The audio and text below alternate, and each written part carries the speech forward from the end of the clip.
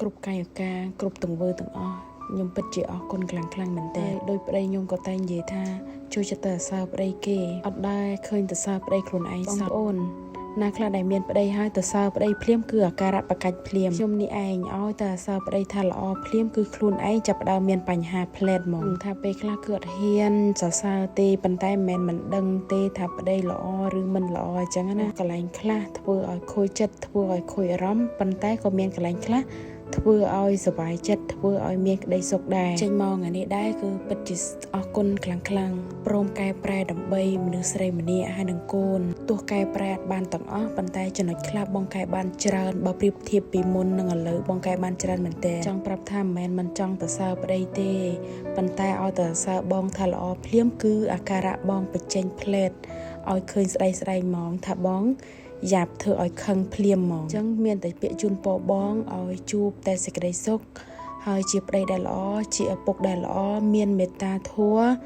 មានសិលធម៌នៅក្នុងខ្លួនពាក្យសម្ដីទាំងសម្ដីសម្ដៅទាំងកាយវិការសូមឲ្យបងមានចិត្តបុណ្យឲ្យច្រើនដើម្បីឲ្យគ្រួសារបងនេះមានក្តីសុខចង់ប្រាប់ថាអ្នកដតីល្អមួយបងប៉ុណ្ណាក៏គេអត់ត្រង់ជាមួយបងដែរដោយប្រពន្ធកូនរបស់បងទេប្រពន្ធបងទោះពាក្យខ្លះវាពិតជាប្រៃមែនតែអត់មានពឹសពុលល្បិចកលទេគ្រប់ពាក្យសម្ដីសុទ្ធសឹងតែចង់កែច្នៃ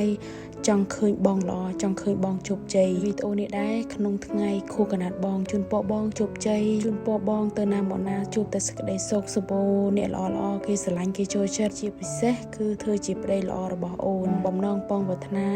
ឲ្យបានសម្រេចគ្រប់គោលដៅដែលបងបានដាក់នឹងរលួយឲ្យអូនច្រើនស្រឡាញ់ប្រពន្ធកូនឲ្យច្រើនស្រឡាញ់អូនឲ្យខ្លាំងអូននេះដែរចង់និយាយឲ្យបងដឹងថាជាពិសេសកុំភ្លេចខ្លួនដែលគេមករកបងរាប់អានបងខ្លះសុខចិត្តចោលប្រពន្ធណាខ្ញុំចង់បញ្ជាក់ប្រាប់បងថាអ្នកដទៃគេស្រឡាញ់បងនៅពេលដែលបងមានបងបានតែបើសួរតបងជាមនុស្សម្នាក់ដែលអត់ប្រយោជន៍មិនមានអ្វីសោះគេក៏អត់ហ៊ានរាប់អានបងដែរគេខ្លាចបងខ្ចីលុយគេខ្លាចអាប់មុខអាប់មាត់គេដែរចំណុចនេះគឺបងត្រូវតែចាំក្នុងចិត្តឡើងខ្លះបើសិនជាប្រពន្ធហាមបងតាមខ្លះទៅវាអត់មានខុសអីទេពេលដែលបងជួបបញ្ហាអត់មានអ្នកដទៃណាមកជួយដោះស្រាយក្រៅពីប្រពន្ធបងហើយនឹងបងទេថ្ងៃនេះមានតែប៉ុណ្្នឹងហើយជូនពរបងគិតត្រូវធ្វើត្រូវជោគជ័យធំខំប្រឹងធ្វើការរលួយបានច្រើនពេលវេលានេះអត់អាចប្រែតបដោយបានទេហើយក្តីសុខពិតប្រាកដជាក្តីសុខដែលគ្រួសារយើងរីករាយគ្រួសារយើងមានអ្វីៗគ្រប់យ៉ាងនឹងហើយក្តីសុខទោះយើងមិនបាច់ទៅធំដុំរបស់ទូចក៏ធ្វើឲ្យគ្រួសារយើងនេះមានក្តីសុខដែរជាពិសេសកុំធ្វើឲ្យប្រពន្ធខឹងទៅបានទេ